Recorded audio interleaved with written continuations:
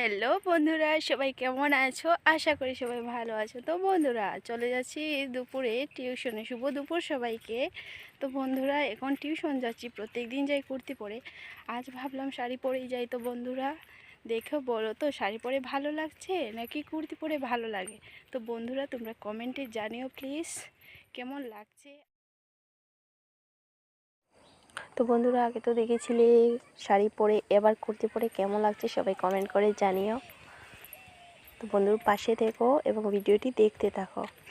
তো বন্ধুরা, ভাবলাম যে বাড়িতে আছি যখন একটু বাপের বাড়ি থেকে ঘুরে আসি, তার জন্য আমরা দুজন মিলে বেরিয়ে পড়লাম। দেখো বন্ধুরা, এটা হচ্ছে আমাদের বাপের বাড়ি যাওয়ার পথে হাইওয়েটা অনেক সুন্দর, কি বলবো, অনেক বড় রাস্তা, অনেক সুন্দর দেখতে, অনেক ভালো লাগে।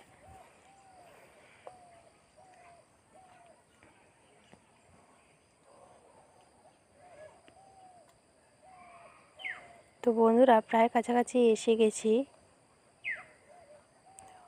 এটি হচ্ছে আমাদের বাড়িতে যাওয়ার পথে একটি থলি আছে, তো ওখানে কীর্তন টীর্তন হয়, অনেক বড় থলি।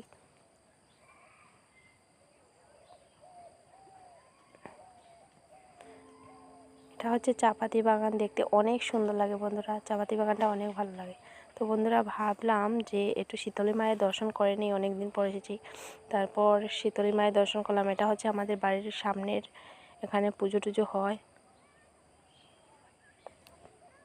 তো বন্ধুরা, তারপর ভাবলাম যে কামরাঙ্গা গাছ আছে, যেহেতু কামরাঙ্গা কিছু কুড়িয়ে নিয়ে পেরে নিয়েছি।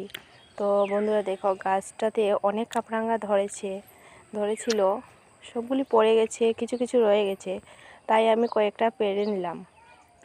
এগুলি হচ্ছে আমাদের বাড়িতে মোরগ পালা হয়, তো ওই মুরগগুলি দেখতে অনেক সুন্দর লাগে, অনেক বড় বড় মোরগ আছে।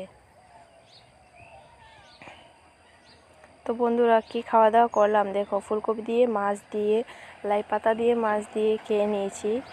তো তারপর সন্ধ্যাবেলা ঘুগনি রান্না হয়েছিল। তারপর বন্ধুরা, এটা আমাদের বাড়ির মুরগা ছিল, মুরগার মাংস। তো বন্ধুরা, মুরগাটা কাটা হয়ে গেছে, আমরা গিয়েছি, তার জন্য এই দেখুন আমাদের বৌদিমণি রান্না করেছেন মাংস। তো মাংসটা অনেক টেস্টি হয়েছে, তোমাদের দেখে কেমন লাগলো বলো। তো বন্ধুরা, ফাইনালি বাড়ি চলেই এলাম কামরাঙ্গাগুলি নিয়ে। তো ভিডিওটি ভালো লাগলে লাইক কমেন্ট শেয়ার করে পাশে